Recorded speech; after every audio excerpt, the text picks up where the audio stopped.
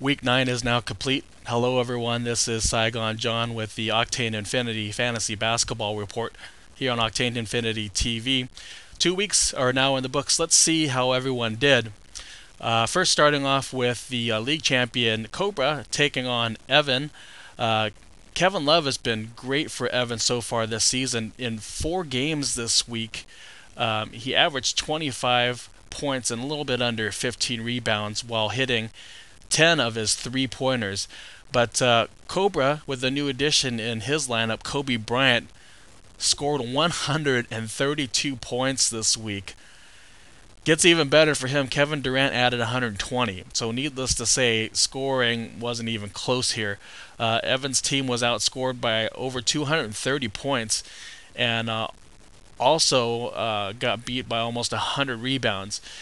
He was also defeated convincingly in the defensive categories as well. Evan did come close in threes and in field goal percentage, losing that by just 0.4%. And Cobra only lost this matchup in free throw percentage and turnovers, as I'm sure he probably expected. He wins this match only making 9 moves this week, so I'm pretty sure he's happy with the results. This week, Cobra gets a big boost in the standings, defeating Evan 7-2. I should mention, though, Evan had said something on the message boards to kind of justify or explain why the weak showing. He did get injuries this week to both Zach Randolph and Richard Hamilton. Randolph will probably be out for a while, but Hamilton, I think, is listed day to day, so hopefully he'll be back soon. It'll be interesting to see what Evan does in regards to Zach Randolph.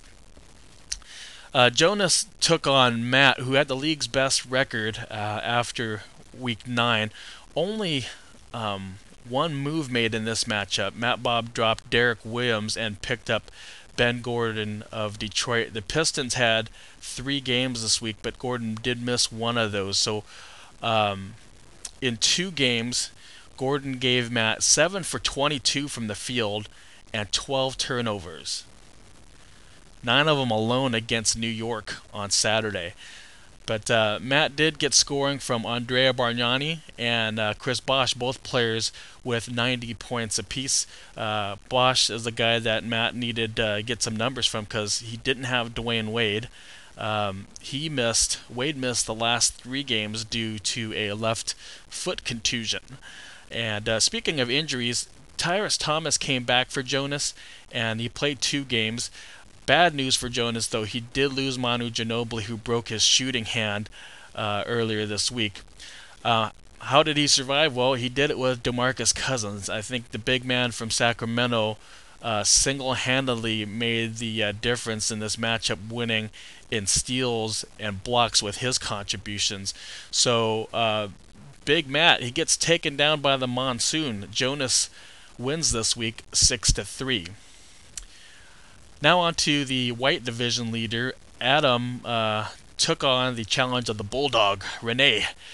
Renee made 7 moves this week, and while Adam couldn't keep up on the foul shooting or 3-point shooting of Renee's team, he still got a tremendous amount of scoring from Carmelo Anthony, who got 117 points. And with 4 point guards, Adam also dominated the assist category. On defense, Adam also had JaVale McGee, who led, I think, everybody this week with 18 blocks in 4 games this week. So he seemed to sacrifice the turnover category. He led the league this week with 118, but he seemed to have this matchup handled, winning over Renee 6-3. Scott's team, coming off a 3-6 week, looked to turn things around against Edwin. He did get a letdown earlier this week with the news of Stephen Curry's ankle injury. Nevertheless, Curry missed 2 games for Scott, but really was no problem for him. He seemingly had several categories wrapped up early. Edwin had 5 players who were perfect at the foul line, and he got 100 points this week as well from LaMarcus Aldridge. But the new players Edwin picked up in a deal with Cobra last week, two of them out of the three, Eric Gordon, Chuck Hayes, they got injured earlier this week, so they missed a combined of four. They missed a combined 4 games for Edwin. One category we should note here: 3-pointers. Both GMs were tied before Sunday. Edwin got 2 triples out of Washington's Nick Young. Scott, on the other hand, had Jason Richardson playing for him on Sunday, and J. Rich gave him 3. So not only did Scott win that category, he won the other 5 as well, defeating Edwin 6-3. David versus Ripcord, both teams looking for their first head-to-head victory. This was a good matchup.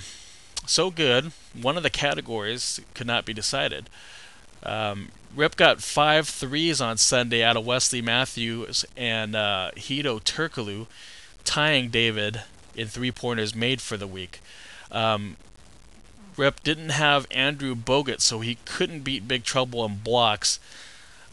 Speaking of missing games, Trevor Ariza, Jason Kidd, and Rodney Stuckey missed a combined 6 games. Ariza and Stuckey out with growing injuries, and Jason Kidd with a sore lower back. Twist did stick with his team, though, even though he looks like he dropped Trevor Ariza on Sunday. His guard play managed to secure wins in assists and steals while having fewer turnovers than David's team. It is field goal shooting, though, that made a difference in this matchup. Shooting just 42%, or just a little bit over 42%, David's team wouldn't come close to Ripcord, who led the league in that category this week. David, I think Sean Marion killed it for you. He went 1 for 6 in each of the last 2 games, and I don't know if it's going to get any better for you. Anyways, both of you GMs tried to come out a winner this week. The good news is neither one of you lost. With one tie, this match finished 4-4 this week, which is fine during the regular season, but if this were a playoff matchup, David would advance by virtue of having more points than Ripcord. So moving on to our last matchup, my team took on Chris's. Chris, who's moved out of the Del Mar Taco House and is now the self-proclaimed giant of fantasy basketball. His team definitely bullied his way into an early advantage in the week. I had the misfortune of not doing anything. Mike Dunleavy didn't play a single game. And then Thursday, I didn't find out until after the Heat-Hawks game started that LeBron James would not play. So that hurt a little bit. Anyways, I managed to bring Chris's lead down to 6-3 before Sunday. And even better, I looked at the stat tracker, and it looks like I grabbed the lead even midway through the day, but it came down to the final 2 games of Sunday. I just had Troy Murphy left as a reserve for the Lakers, while Chris had reserved Tony Allen for Memphis and Gerald Wallace for the Blazers in the final games. There was hope, but Mike Brown only played Murphy for 22 minutes, so couldn't hold off the numbers from Chris's 2 players. We ended up tying in 3-pointers made, and I barely won turnovers, but I could not, without another player, I could not finish my takeover in points and assists. So this ended in a heartbreaker for me. Chris comes out on top, winning this matchup 5-3. Let's take a look at the statistics for Week 9. Of the 9 categories, Adam led the entire league in 4 of them, 3 of them by a pretty wide margin. Jonas's team was the most efficient from the field, while Edwin beat everybody at the foul line. Renee had the most 3-pointers made. Cobra was the only GM this week to surpass 300 rebounds, and 3 GMs tied this week with the fewest turnovers. So looking at the standings now after 2 weeks, Adam and Cobra are now leading the entire league with the best record, while Matt and I still lead our divisions respectively. Jonas and Hacksaw, meanwhile, moved their teams to 500, and everyone else has a losing record. Week 10. Let's move on to Week 10, starting today, Monday. This is a rivalry week, fellas. Interdivision matchups. Starting with the Asian division, Renee takes on Jonas while I face Edwin. Matt goes up against Evan, and David and Chris square off in the newbie division. While in the white division, it's Ripcord versus Scott. And my projected matchup of the week, it's Cobra versus Adam.